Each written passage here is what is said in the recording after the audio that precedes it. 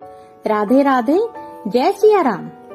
आज की वीडियो गोस्वामी तुलसीदास जी के जीवन पर आधारित है। गोस्वामी तुलसीदास जी हिंदी साहित्य के महान संत कवि थे, जिन्हें महर्षि वाल्मीकि का अवतार भी माना जाता है।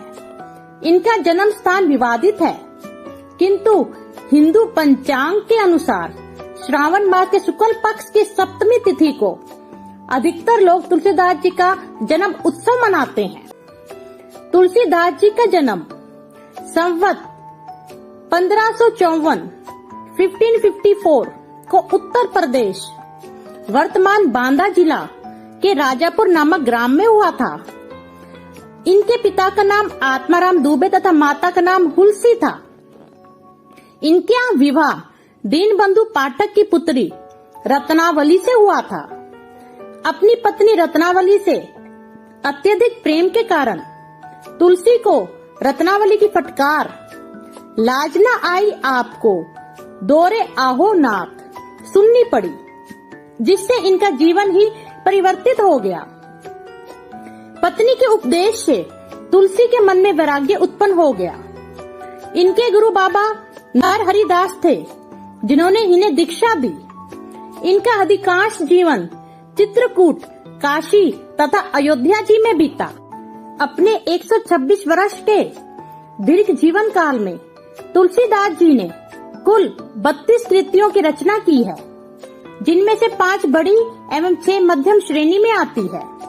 रामचरित का अर्थ है राम का चरित्र तथा मानस का अर्थ है सरोवर। शब्दों के मेल से रामचरित मानस शब्द बना है, अतः रामचरित मानस का अर्थ है राम के चरित्र का सरोवर।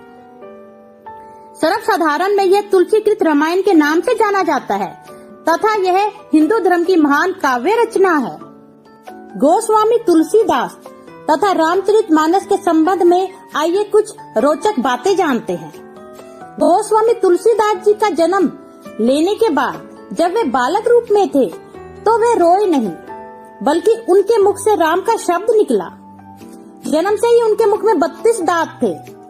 बाल्य अवस्था में इनका नाम राम बोला था। काशी में शेष सनातन जी के पास रहकर तुलसीदास जी ने वेद वेदांगों का अध्ययन किया था। संवत 1583 में तुलसीदास जी का विवाह हुआ। वे अपनी पत्नी से बहुत प्रेम करते थे। एक बार जब उनकी पत्नी अपने मायके गई तो पीछे पीछे वे भी वहाँ पहुँच गए।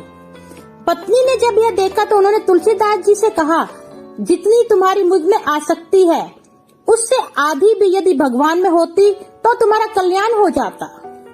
पत्नी की यह बात तुलसीदास जी को चुभ गई और उन्होंने गृहस्थ आश्रम त्याग दिया। वे साधु वेश धारण कर लिया। एक रात तुलसीदास जी सो रहे थे, तब उन्हें सपना आया। भगवान शंकर ने उन्हें आदेश दिया कि वे अपनी भाषा में काव्य रचना करें। तुरंत ही तुलसीदास जी की नींद टूट गई और वे उठकर बैठ गए। तभी वहाँ भगवान शिव और माता पार्वती प्रकट हुए और उन्होंने कहा, तुम अयोध्या में जाकर रहो और हिंदी में काव्य रचना करो। आशीर्वाद से तुम्हारी कविता सामवेद के समान फलवती होगी। भगवान शिव की आज्ञा मानते तुलसीदास जी अयोध्या आ गए। संवत 1631 को रामनवमी के दिन वैसा ही योग था जैसा त्रेता युग में राम जन्म के समय था। उस दिन प्रातः काल तुलसीदास जी श्री रामचरितमानस की रचना प्रारंभ की।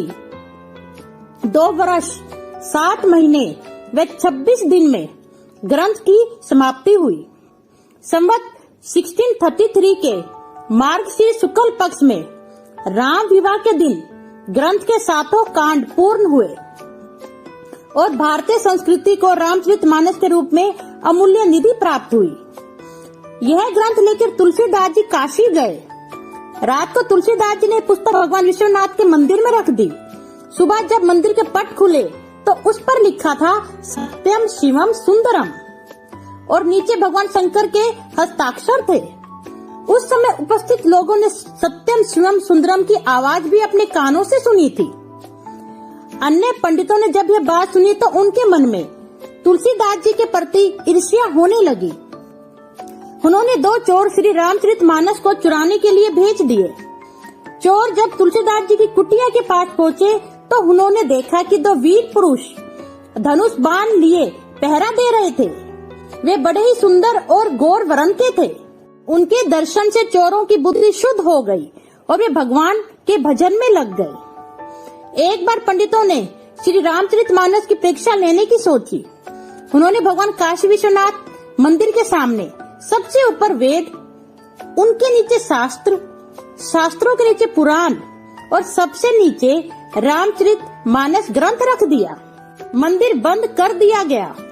सुबह जब मंदिर खोला गया तो सभी ने देखा कि श्री रामचरितमानस वेदों के ऊपर रखा हुआ है। यह देखकर पंडित लोग बहुत लज्जित हुए। उन्होंने तुलसीदास जी से क्षमा मांगी और श्री रामचरितमानस के सर्व प्रमुख ग्रंथ माना। इस ग्रंथ में रामलला के जीवन का जितना सुंदर वर्णन किया है उतना अन्य किसी ग्रंथ में पढ़ने को नहीं मिलता। यही कारण है कि श्री रामचरितमानस को सनातन धर्म में विशेष स्थान प्राप्त है। रामचरितमानस में कई ऐसी चौपाई भी तुलसीदास जी ने लिखी है जो विभिन्न परेशानियों के समय मनुष्यों को सही रास्ता दिखाती हैं। ऐसा माना जाता है कि तुलसीदास जी ने हनुमान तथा राम लक्ष्मण के साथ ही भगवान शिव पार्वती के साक्षात दर्शन प्राप्त किए थे। इस संबंध में एक दोहा भी प्रचलित है। चित्रकूट के घाट पर भई संतन की भीड़, तुलसीदास चंदन घिसे, तिलक देत रघुवीर। जय श्री राम। धन्यवाद।